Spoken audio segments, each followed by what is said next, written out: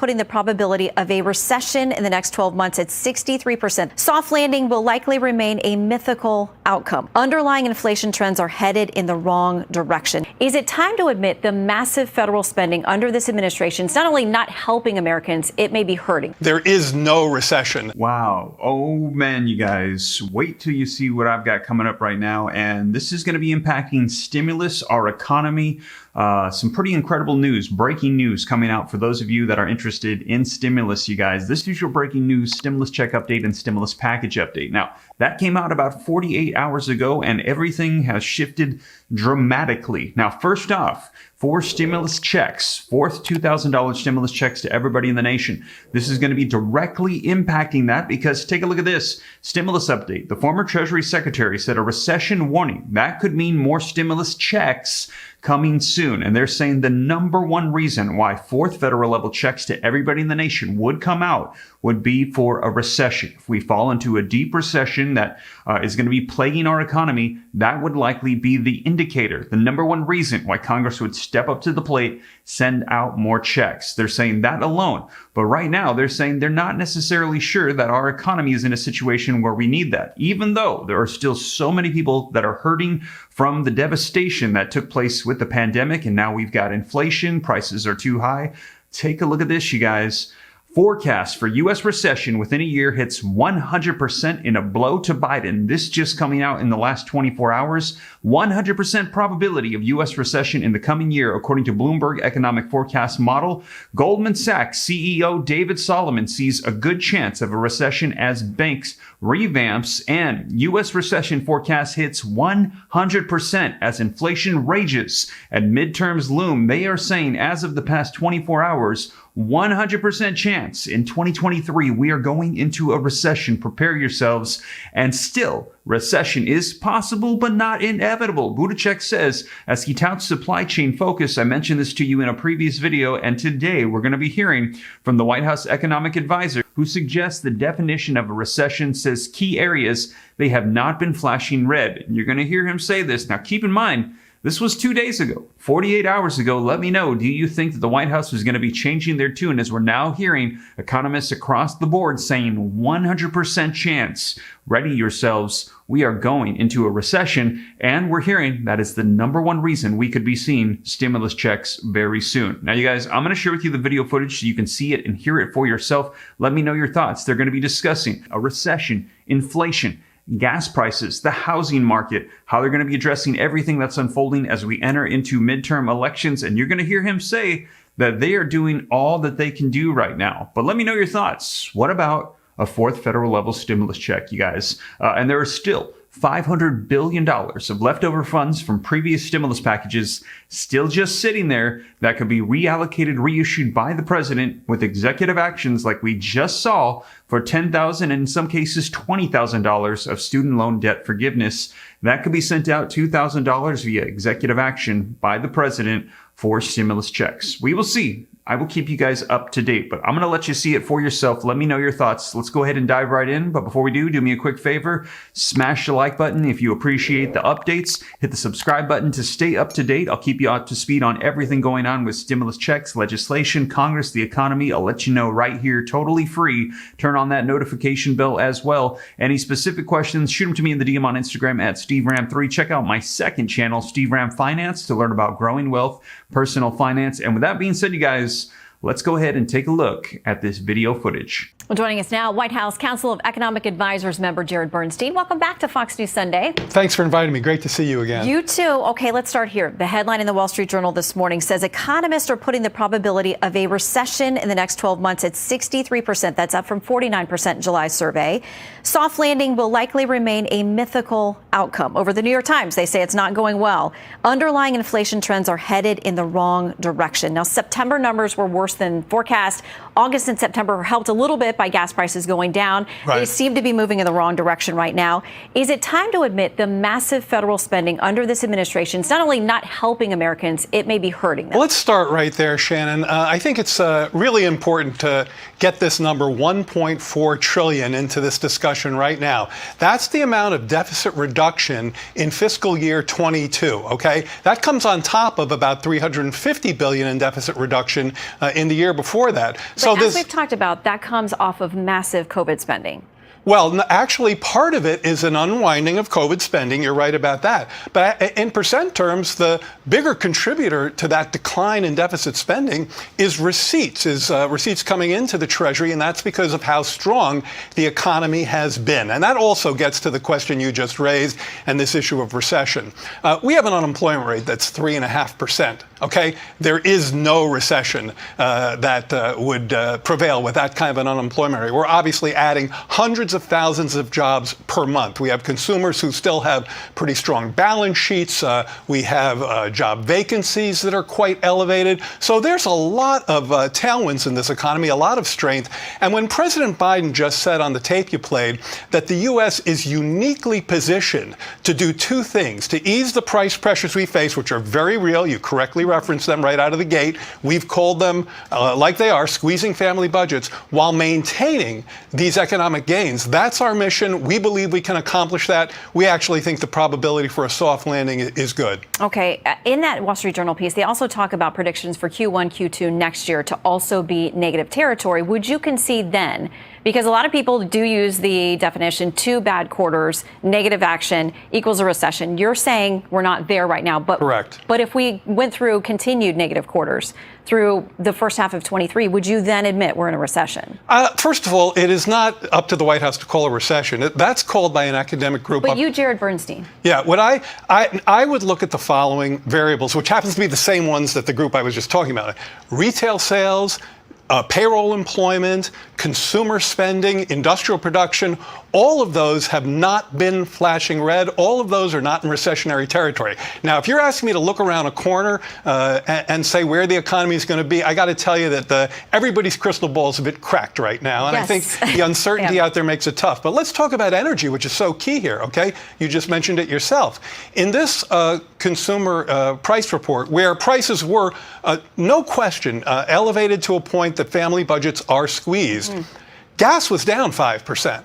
And in fact, the price of gas fell about a third in the third quarter of this year. Now, remember, it peaked out at north of $5 a gallon. Last seen it was $3.89. I know because I checked this morning. So did I. And there are 14 states with the price of gas at $3.50 or below. So that's some progress, and it relates to President Biden's release of oil from the strategic reserves. But how long can we do that? If we're doing millions of barrels at a time, there is a bottom to that. So I knew you would ask me that because I know you're very interested in the strategic reserve and its capacity. As all Americans should be. Yeah, on a Sunday morning, what else are we thinking about than SPRO capacity? Okay. Exactly.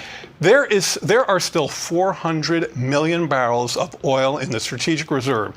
It is more than half full. I think people don't quite have that capacity number in their head.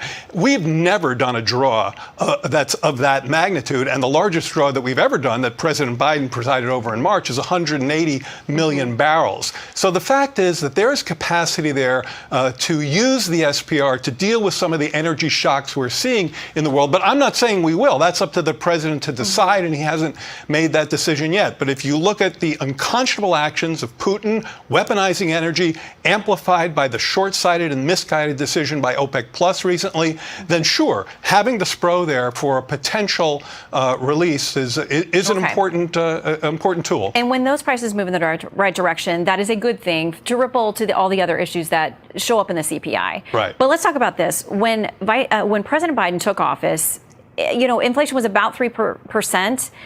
Gas prices were about $2.39, I think, a gallon. So we can't possibly say that things have gotten better or we're anywhere near where they were 2 years ago. Let's talk about the realities for folks. Groceries up 13% last month, year to year. Eggs more than 30%. Milk more than 15%. Our new polling shows that 71% of Americans say they are having to cut back just to afford necessities, not anything fun or luxurious. And also, they say that compared to their situation 2 years ago, they are worse off, a majority of them. So what do you say to those Americans, though? This has happened on your watch. Let me speak to them directly, which is all of those facts are facts of which we are acutely aware. And when President Biden came out to talk about this last inflation war, he started by talking about exactly that, the squeeze on family budgets. And I think you have to ask yourself, is this administration doing what we need to do to help ease those pressures? Now, remember, these are global price pressures. All the statistics you just cited, they're actually worse in Europe and the UK. Inflation is higher there, Not in part because they're more. Not in France, for example. Okay, but in the EU in general, I know that inflation is double digits there, and the UK as well. And the reason is because they're more exposed to energy, and we just went through some of those energy numbers. But I think what you have to ask yourself, Shannon, or really more importantly, what the people that you're just talking to have to ask them, do we have the policy set? And is the Fed doing what it needs to do to ease these price pressures? Now, you know the Inflation Reduction Act passed. This is a measure that lowers prescription drug costs, that lowers the cost of insulin, that lowers the cost of medical care. There are 13 million families who will be paying $800 less per year. If you were paying $10,000, if you're someone on Medicare on your prescription drugs, you're going to save $8,000 under the IRA. So these measures are in effect, and Republicans have said they want to take them away. So if you were paying hundreds of dollars on insulin per month, and now you get to pay $35 starting in January, they want to take that away. That, to me, is a recipe for more inflation, higher costs, not easing the pressures that you just took us through. Okay, I will ask Steve Scalise, the congressman, is going to be with us in just minutes. We'll ask him about that. In the meantime, let's talk about mortgages, because we talked about this a little bit before we got started. Let's use the example of a median home price about $390,000, 20% down. Back when an inflation rate was about 3.05%, that would have been $1,324 a month. Okay, so let's fast forward that to now, because mortgage rates have more than doubled this year alone. So if you took that same house at a 6.92 mortgage, $2,000 a month, it's $735 more each month. That's thousands and thousands of dollars for an average family if they want to get into a home price now. The Fed is expected to hike rates November, December. We'll see how far that goes on. But the Fed chair has actually said there will be some pain. Those are his words with these hikes. How painful is it going to get? Well, I think you have to distinguish between people who are buying homes now and the vast majority of mortgage holders who have locked in rates that are much lower than that. You're definitely right that at that margin, the price of financing a mortgage, of course, goes up with the interest rate and with the mortgage rate. But again, I think that this gets to the question of, are we implementing, and by we I mean not just the federal government, but in this case the Federal Reserve as well, are we implementing the necessary policies to ease inflationary pressures? I would say the answer is unequivocally yes. Now, we're not going to get into the Fed's knitting because we respect an independent Federal Reserve, but the president has very much approved of their rate hiking campaign because they're the first and foremost inflation fighter. Now, one of the first sectors that experiences the impact of these rate hikes is housing, and the housing sector is cooling. Now, that doesn't find its way into the price index for a while. It comes in with a lag. But if you look at rents have come down significantly. They're still highly elevated in terms of their year-over-year change, but they've come down 4 or 5 percentage points. That's going to take a while to feed into the CPI, but it is moving in the right direction. And so that's what I'm trying to get across here, that whether it's the Inflation Reduction Act, whether it's our work in the ports, whether it's our work with energy and the release of oil from the reserves, we are doing all we can to ease inflationary pressures, and we see results. It's going to take some time for those results to get into the price index. We'd like to see that happen a whole lot faster. We're going to try to work to make that happen. Yeah, but we are engaged in the appropriate policies in this regard. Okay, so let me put up these poll numbers then, because the American people are confused about that. They don't think your policies are working. When it comes to how the president is doing on the economy and the inflation, he is upside down by a wide margin in our latest polling. So why aren't they getting the message? I mean, clearly people don't feel like any of this is working for them yet at home. I think because so much of what's going on in inflation gets just down to the trip to the supermarket and the trip to the gas station. Now, I think if you ask people how they feel about paying over $5 a gas in mid-June and well under $4 now, I think it's about $3.89 nationally, $3.50 in 14 states, including Florida, North Carolina, and Texas. So some significant population there. They tell you they feel pretty good about that. And I think it's unequivocal that the president fingerprints are on that decline, in part because of the release of oil from the reserves. We're doing what we can in the food space. I think that another answer to your question, Shannon, is that some of what happens is getting back to normal, which consumers don't always recognize. So shelves are now stocked basically as they were pre-pandemic. People don't see containers going in and out of ports, but in fact, the throughput of containers getting through ports is back to where it was. In fact, it's ahead of where it was pre-pandemic. But back to normal, like $2.39 a gallon for gas. Are we going to get back to that normal? I'm sorry. $2.39 a gallon? Yeah, I don't. When the president took office? Certainly don't. It's very hard to look around the corner and see where gas prices are going that far ahead. As I've noted, they've come down significantly. Most recently, they've started ticking back down again, just a few cents in the past few days, and that has to do with refineries coming online in the Midwest and in California. I think the key story there is this administration doing as much as we can to help increase the energy supply? And I think the answer is unequivocally yes. I don't know, because a lot of folks would say if you're not, helping with permitting and drilling and encouraging domestic production, you're not doing everything. So let me read you a headline I just saw. This is from the Sierra Club the other day, just an article that just came out. For all of its good, the new climate legislation also mandates oil and gas drilling on public land. So that's the Sierra Club complaining about aspects of the Inflation Reduction Act that open up new lands for leasing. Now, the Inflation Reduction Act also invests $370 billion in hastening this very urgent transition to clean energy. So this is a walk and chew gum moment. I don't think that anyone can, based on the facts, accuse this administration